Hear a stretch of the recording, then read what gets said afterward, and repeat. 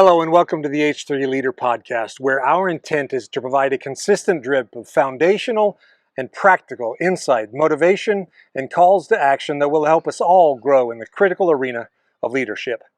John Maxwell makes the bold statement that everything rises and falls on leadership. If that's true, and from a particular perspective I believe it is, we probably ought to spend consistent time and energy on the subject. Today we step into episode 2, the story behind our tagline, Every Day is Training Day. Coming up right after this.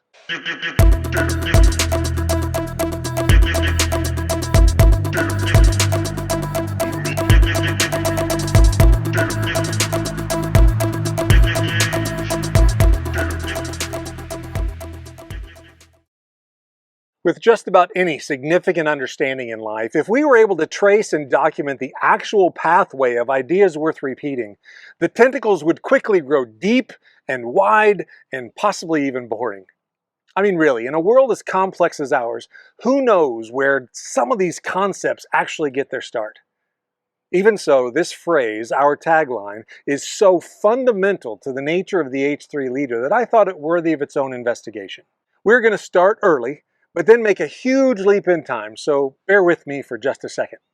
My family moved from Farmington to the north edge of Peoria between my second and third grade year. It was the first time I could remember moving, and I recall being resistant. My parents could sense it, so they dangled a bit of a carrot in front of me. A Little League baseball team was awaiting my arrival. I honestly don't remember any organized sports before that time, so my story begins here. This is when I first learned of the age-old behavior we call practice. From then on, whatever I did, sports, band, choir, drama, even school itself, you name it, practice was to be a staple in my life. Unfortunately, I had a problem, disguised as a gift. I've been relatively athletic and baseline capable all of my life. I can do many things at a strong level of competence without putting in extra effort. On the surface, this works great. This is the gift I'm talking about. With relatively average input, I'm able to manage above average output. Here's just one example.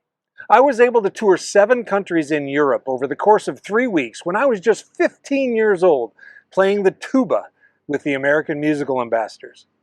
We spent 3 days in New York City rehearsing, practicing, and then had one of the most amazing life experiences a teenager could ask for.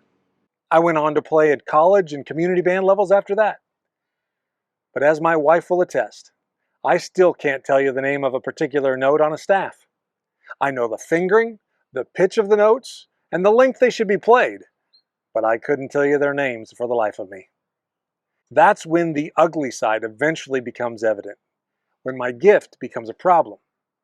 All my life, I've only had to put in minimal to average effort in practice to get the results I wanted. Fast forward 35 plus years, and let's pick things up early in my convene experience, because that's when this mindset began to be challenged, more so than at any other point in my life. Entering a new vocational track, I had so much to learn, and I needed to get traction as fast as possible. I quickly gathered a variety of mentors and coaches around me, some in person, but many, as experts in their field, spoke to me through their written word. Zig Ziglar's mantra, mentioned in episode 1, was foundational. Repetition is the mother of learning, the father of action, it goes on, which makes it the architect of accomplishment. Repetition, repetition, repetition. Jason Selk's work, Executive Toughness, introduced me to the concepts of mental toughness and what he calls relentless solution focus. The idea that no matter what the situation, we should aspire to do something, anything, that can improve the situation by at least 1%. He challenges people to prepare mentally every day, to adopt Gable discipline, and to acquire relentless solution focus. These concepts and the mental toughness required to stay with them were underscored in my reading of Jocko Willink's work, Extreme Ownership. He introduced me to military preparedness, a whole nother level of mental toughness, and the incredible work ethic that makes our elite forces the best in the entire world. That a leader must take ownership of everything in his or her world, that we need to set our ego aside, accept responsibility for failures, attack weaknesses, and consistently work to build better and more effective teams. Michael Hyatt walked me through my first life plan, reinforced the importance of using a daily planner, and drove home the imperative of declaring my daily big three priorities to focus on the important over the urgent. All of this was well and good, but none of that would have made a lasting dent in my life without the final straw. Different strokes for different folks and all that. I'm not saying that a program that worked for me will necessarily work for everyone. But there was something borderline magical about this particular arrow in my personal and professional development quiver. Something that cemented my resolve, shows promise of producing lasting results, and eventually led to a refinement in my tagline. Andy Frisella's 75 Hard and Live Hard programs. You see, the old me was easily satisfied. I would work at something, come to a base level of proficiency, enjoy the fruits, and stop working at it. For example, I would lose 15 pounds, feel great, and then relax on all the things that got me there. But with 75 Hard, you can't do that. 75 days, every day, no exceptions, no excuses. You fall off the wagon, you start over. According to Andy, mental toughness refers to one's ability to make and keep commitments to one's self. I love that definition because those commitments are the hardest to keep.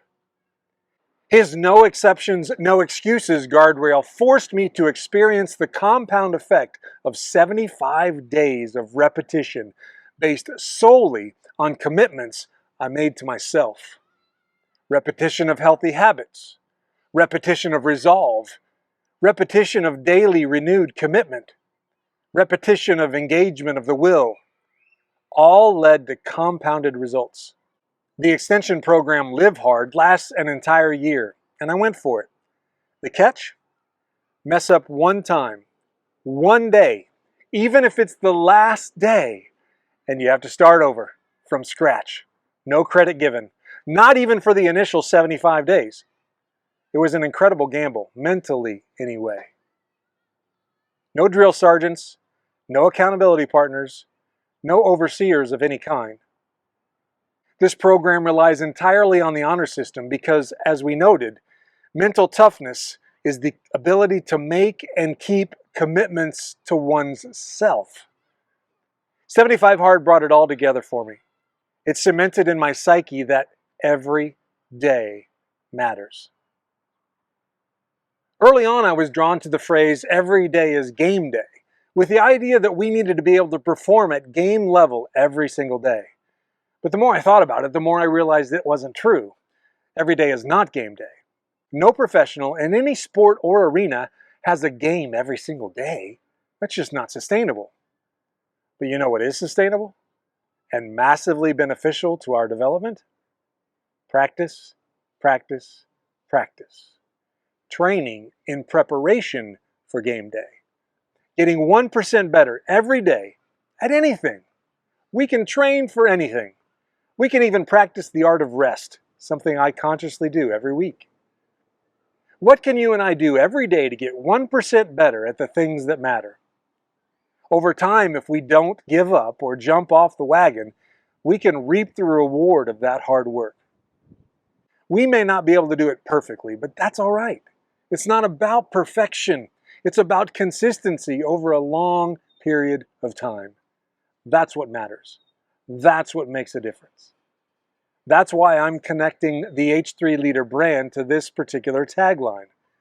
Because the best leaders in the world understand and can identify with the concept that every day is training day. Thanks for taking a few minutes to hear me ramble on a bit about this important tenet of leader success here in episode 2. As a reminder, in episode 3, we're going to count to 5 with an overview of our content in the H3 Leader ecosystem. In episode 4, I want to unpack the 3 core characteristics of the H3 Leader, the 3 H's at the center of the brand.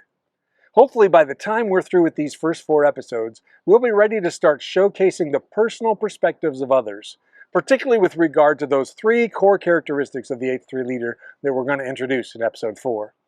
I hope you'll consider joining us on this journey, a shared journey from here to there in the world of leader development.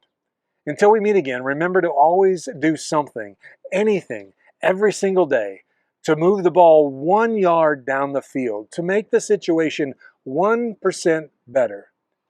Because whatever your goal, vision, or task, every day is training day. Blessings to you all, and we'll see you soon.